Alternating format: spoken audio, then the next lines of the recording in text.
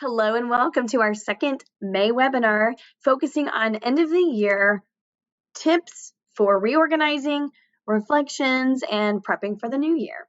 I am Megan Endicott, your Georgia Department of Education Community Lead and Community Forum Moderator for General Music K through 8. And we're so excited to kick things off today, and also a little sad because this is the last webinar of the series, but it has been a joy and a pleasure to have the opportunity to meet with you guys twice a month and offer some training and just some ideas and open our conversation. So let's keep that conversation going. Even if we have already passed some of the other webinars from other months, feel free to look back over them and continue the conversation because we know that this is relevant always with our job. So anything you want to add would be awesome. So looking forward to seeing those conversations really kick off and keep going inside of the community. So today, let's go ahead and get started. So we made it to the end of the school year, and it's time to close out our whole year. We all have our school's checklists to tackle, but we also have our personal needs and personal things that we need to remember as well. So here's a fun little graphic that I found online that really helped me narrow down and focus on a few important things to consider. Now, these are just a few tips, and I wanted to review them throughout this webinar and some that I'm striving to complete myself right now as we end the school year. But perhaps one thing on this list is something that we all tend to overlook. And of course, it is write down what you'll do for you. I mean, how often do we forget to take time for ourselves? Well, every day. Probably. So I think that this image is a great way to make sure that, we're doing the things that are important when we're closing out our school year, but also remember to focus on planning for you. What's your summer planning going to look like? And it's not just 1 week of vacation. Maybe it's something where you'll build in some time daily, where you take a moment just to sit, relax, and just enjoy the moment, whether that's with family or it's on vacation, maybe you're at the lake or the pool, just some place for you to take time for you. So make sure you're doing that. My favorite, of course, is to have a seat by the water with a cup of coffee. So especially in the mornings. So maybe that will be your summer thing. So hopefully you'll think of something that you do for you, and maybe we can share that in our community because I think sometimes we forget about all of the little nuances that are out there.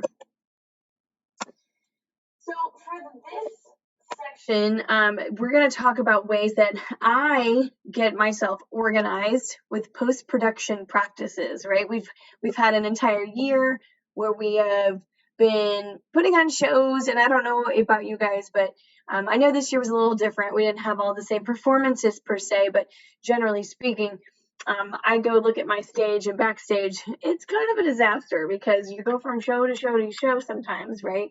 And when one show ends, you've got to get back in the classroom and keep you're just constantly going as music teachers. And so taking this time then to break down all of the spaces in your building, I probably have about 5 spaces in my building that I have to actually look at and take care of.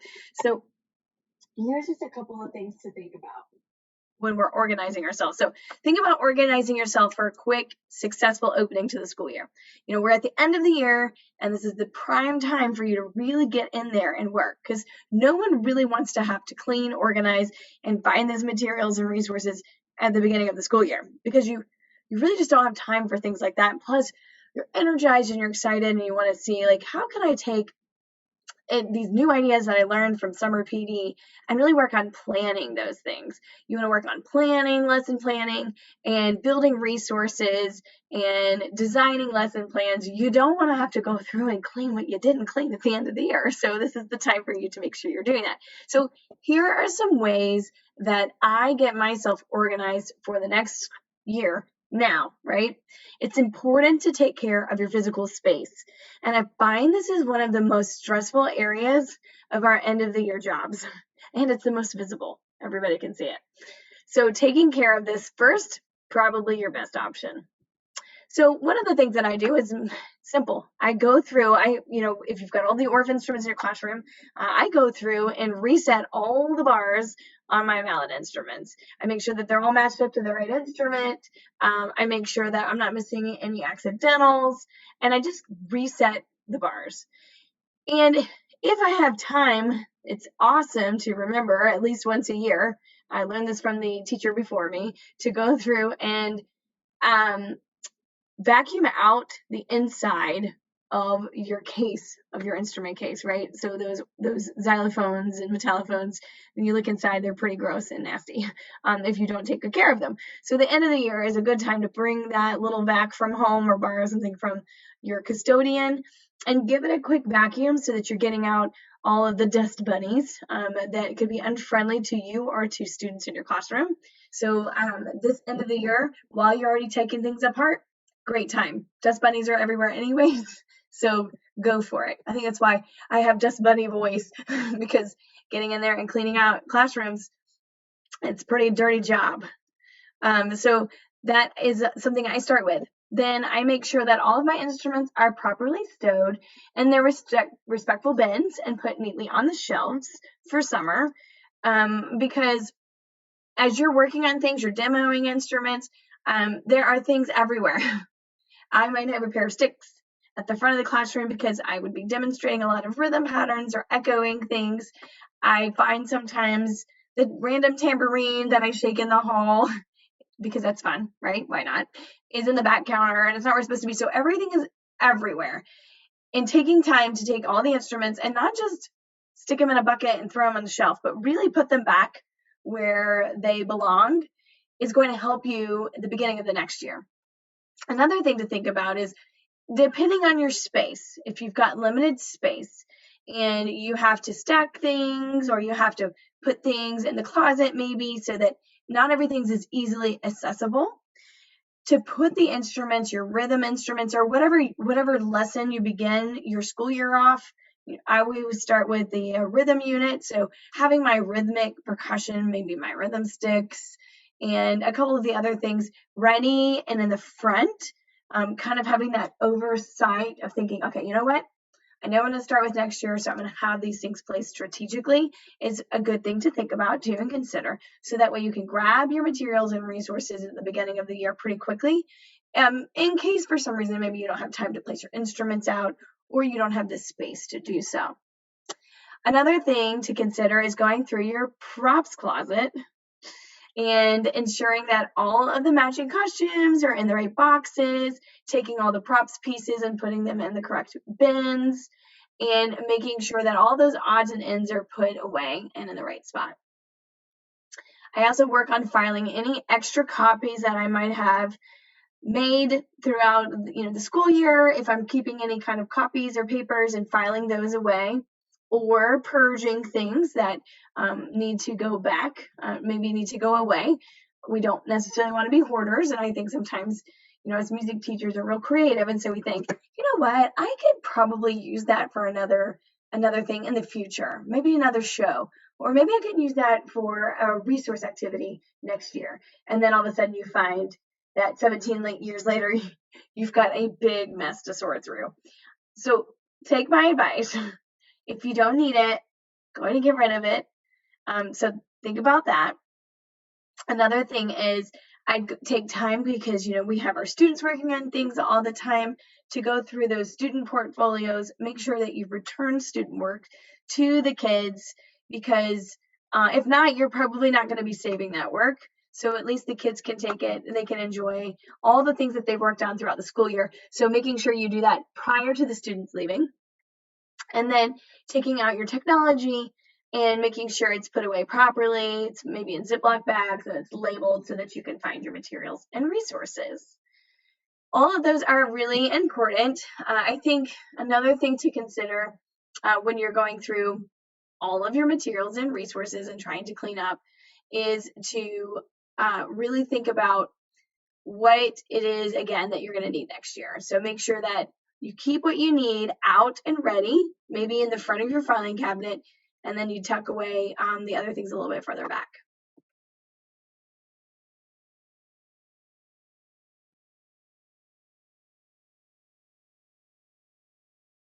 So here's just a couple of things to kind of spotlight what we were talking about. Probably one of the things that we never really make time for in our careers, even though we know it's really important, are reflections. Taking the time to reflect on the year. And now I'm not just saying thinking about, how nostalgic, right? How cool was this year, or how difficult was this year? I mean, speaking of this year, right? This year was a little bit different than any year we've ever had to tackle. But really thinking about some driving questions. So one of the things that we can do is, after completing this entire school year, we know it can be overwhelming. So taking some time to reflect on these questions, here's some guiding questions to help you think about, how do we really process what happened this year? So here's one. What was successful? What made it successful? How can I apply that success next year? Here's another one. Did I create my instructions so that all my students were successful? If not, how can I improve? And did I meet my own personal and professional goals this year? Why not? So I'm going to go through a couple of different tips to maybe help you even further, right? So we have some good guiding questions to help you with that end of the year reflection, but maybe we don't really even know how to answer them or how to really effectively reflect. So one of the things that I like to do is look at my TEAG scores. That sometimes helps me reflect on a couple of things. So I look at the combination with the comments from the summative conference from my supervisor to think about what went really well and what could use improvement.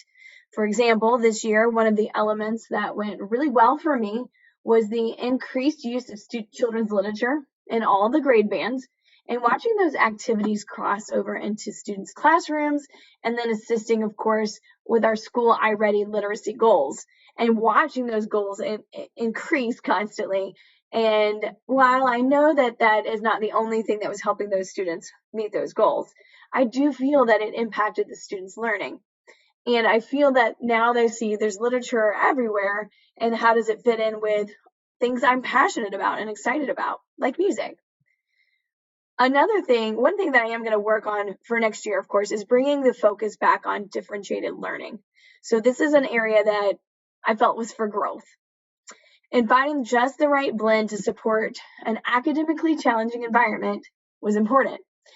I know that you probably have similar stories. We have students both at school and at home. Some of our students at home weren't always engaged in the same manner as the kids in the classroom, and oftentimes didn't always participate in the classrooms. And we know that attendance sometimes was low. This caused for a very challenging year, but it also shows we're going to have a lot of gaps next year in our student learning. And when reflecting on these practices, it truly helps you as a teacher begin planning out those summer professional development opportunities. So we're going to look at a couple of great places to continue professional learning for this summer and future summers. And I know that one of the things I'm going to be looking at are finding courses to help me with closing that academic gap and finding the new trends and differentiation instruction and kind of bringing it back to the forefront, because we're going to be seeing our students more face-to-face now, and hopefully things will be on the ways to getting better and back to our normal. And we're going to need to really fill the gaps. I mean, imagine those kids that never really logged on, the virtual learners. We have a whole year that they've missed.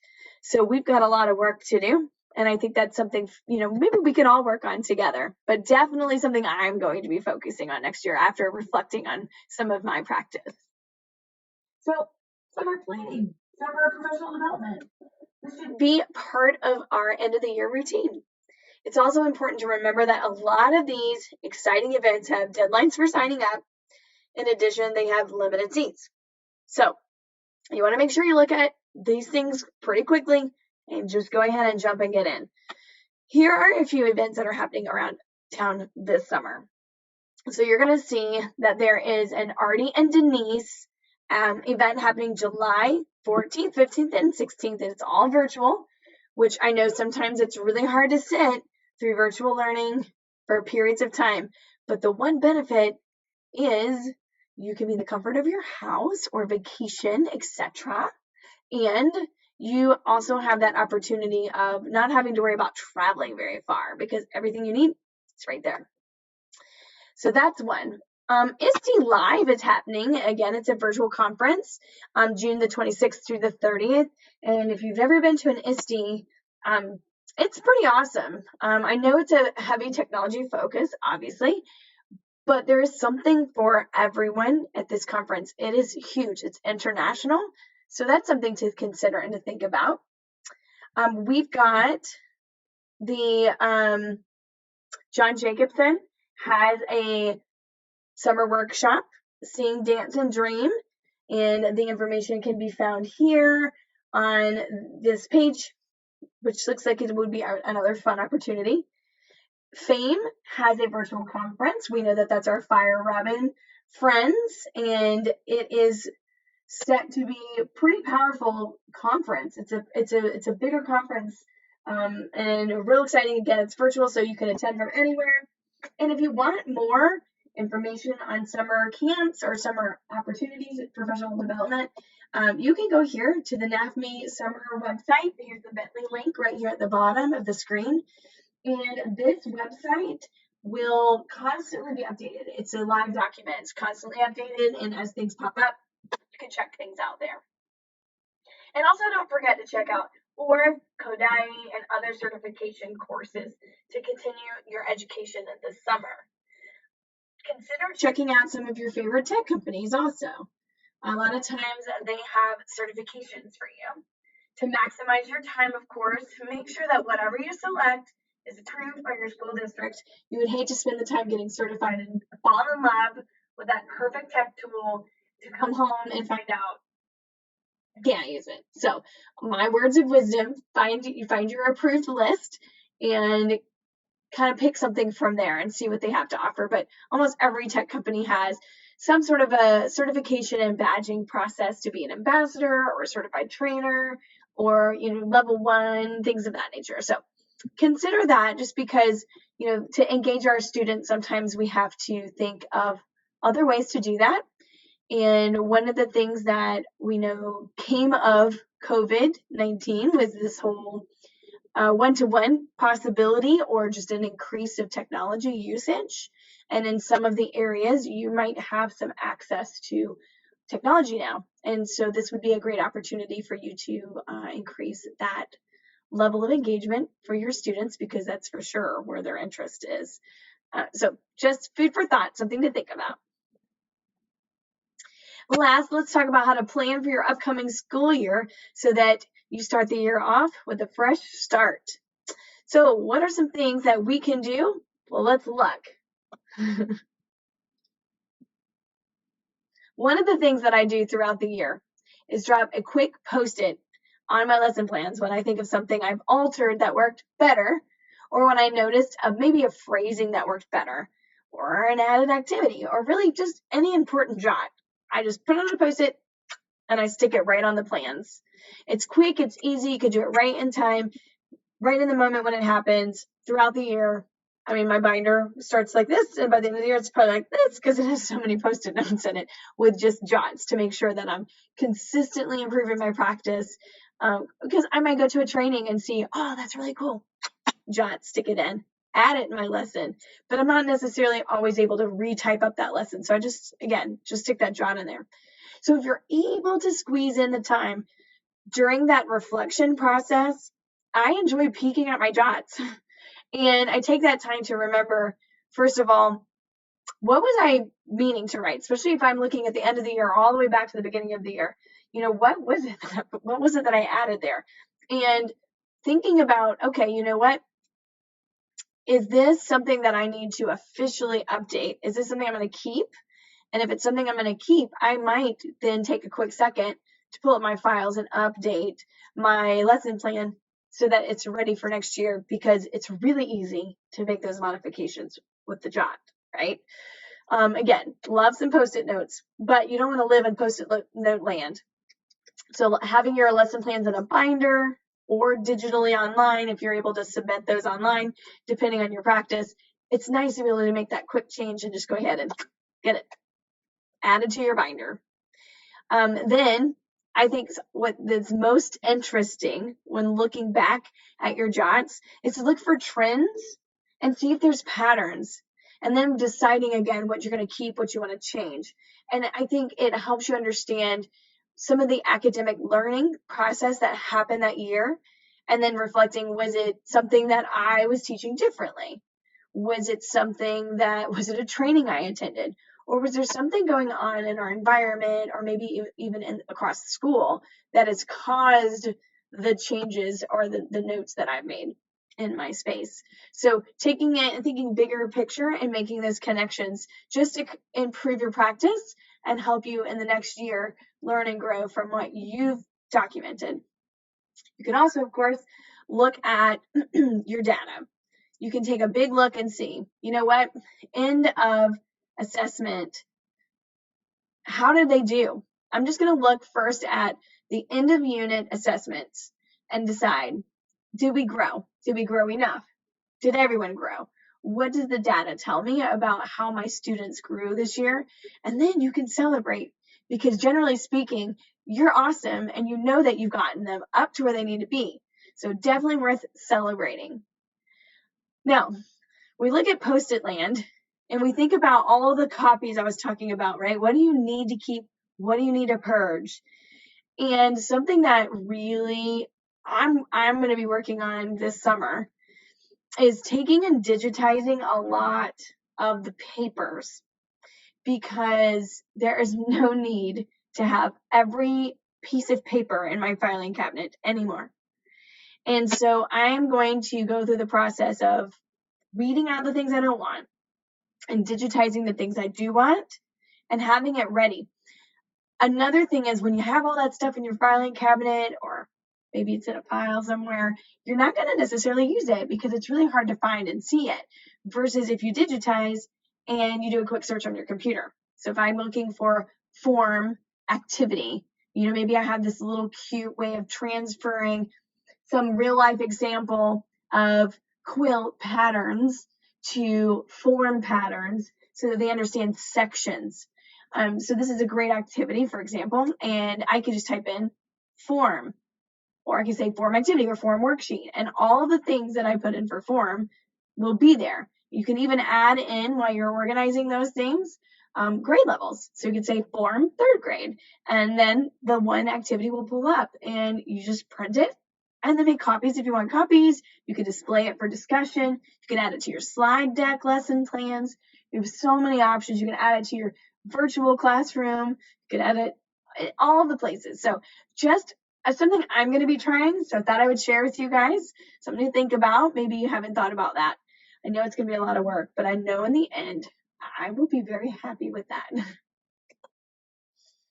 addition to my detailed lesson plans, I have a at-a-glance pacing chart that I use to help me visually organize the unit concepts for alignment and flow, and view details in the plan for a quick memory jog to help me prep and grab materials for the week. So when you're looking at this, it's really quick. Now, this would not be sufficient for a lesson plan. It doesn't have the needed information. It doesn't include your essential questions, your standards, your process. It doesn't include any of those. But what it does do is it organizes maybe everything in my unit below it, right? So all of my lesson plans will follow this sheet of paper in the sequence that I have listed, followed by any activities. So you see my assessments are built in. All of those would then be in my binder all together, which has been really easy for me to quickly peek, because if you start doing this for so long, you don't always stare at your lesson plan. But your lesson plan is there in case you need it, in case your admin team wants to see the amazing work you're doing. If you have a substitute that comes in, they can see exactly what to do, and so forth, right? We want to make sure that we're effectively planning and sharing and following those guidelines. But this is a great concept map. So when I take a look here, you can also see the assessments are built in.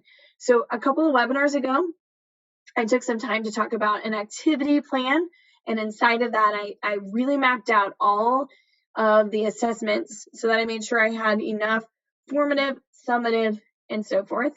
Excuse me. And then I can very easily place this here in the concept map. And you'll see I put them in bold print so that they're really quickly pop out and see. Now, we used to do SLOs, so I haven't deleted that yet.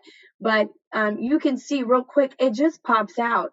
And then I'll know, okay, look, I've got to make sure that after I teach these 2 activities and I complete what's in the lesson plan, that I do follow up before they leave with a ticket out the door, or just a quick assessment. Maybe it's a performance task in small groups with a rubric, but they're all listed here, and I make sure I have enough to actually see what the kids know, because we technically would be assessing them every single day.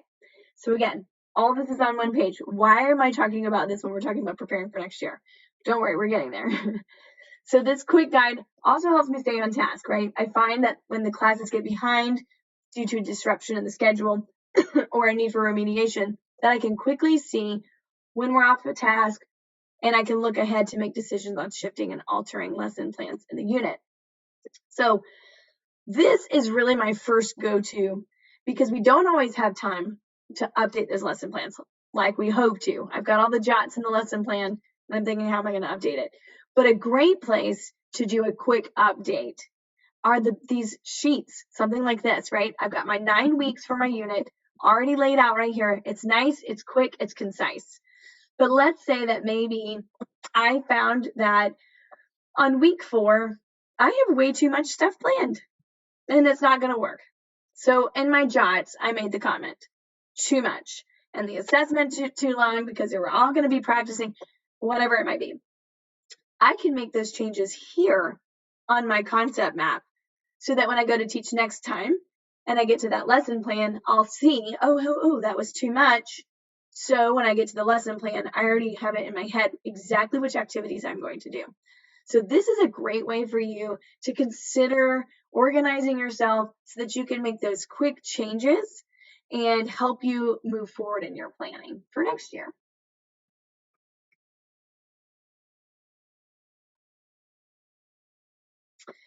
Well, you guys, that ends our time together with our last webinar.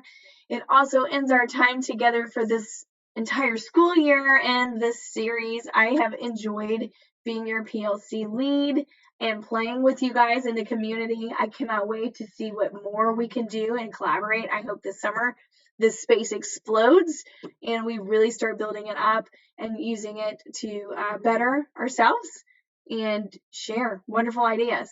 So how do you get in touch with me? Well, you do that right here inside of the Georgia Department of Education community. You can also follow me on Twitter at Endicott Spot, Instagram at Dalton Music. You can follow me on YouTube. Got some fun things there. Anything that I have, you're welcome to take and add to your lesson plans. If you have ideas or you want to see something that's not there, reach out, because you know, we work together. We can make some videos and we can add to our repository there. And of course, I have my website. So I hope to see you guys following me there too. And then we want to always make sure we're following our fearless leaders. We've got different ways to get in touch with them. You can follow them on Twitter. There's email addresses, and you can also follow on the Georgia Department of Education Fine Arts Facebook page. Great conversations having there as well. But of course, we really want to build up this community space. So make sure that you guys consider sending some messages. I think we can really make it feel the same way. Very social media feel to it. And we just get in there and start playing. And of course, don't forget to follow the Georgia Department of Education and their multiple web places. And we've got their Facebook, Twitter, and Instagram pages, and of course, the YouTube channel. Again, guys, thank you so much for being a part of this wonderful journey, and I look forward to having our conversations offline. See ya. Bye.